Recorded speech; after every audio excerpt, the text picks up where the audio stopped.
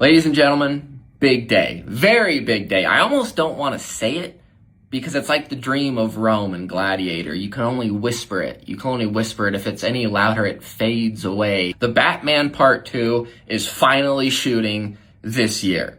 And it's got me thinking, because normally how this goes, this is the first step, right? The news outlets are reporting shooting this year. Then we're going to get a date.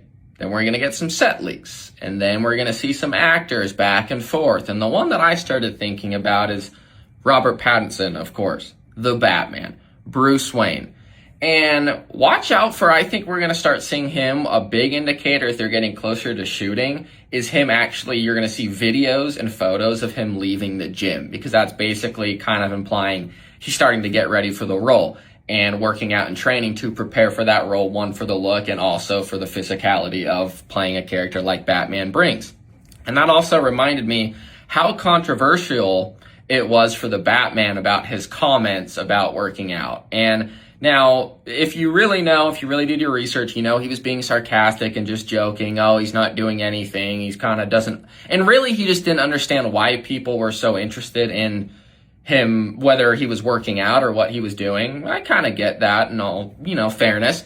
But at the same time, I also wonder, because this film really has a lot, you can pretty much clearly see that this is going to show a huge evolution of Bruce as a character.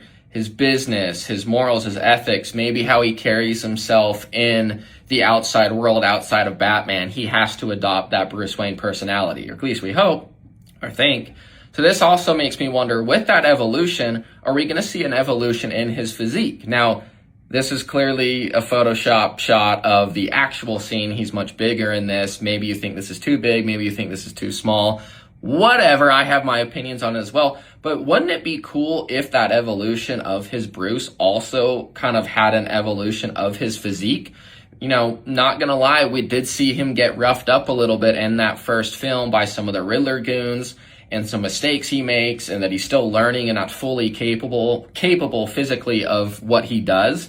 So I think it'd be really cool with that if through his evolution, we see an evolution of Bruce Wayne's physique and how he moves, how he operates, how he fights, and the size to kind of bring that fully realized, evolved Bruce Wayne and Batman to the big screen.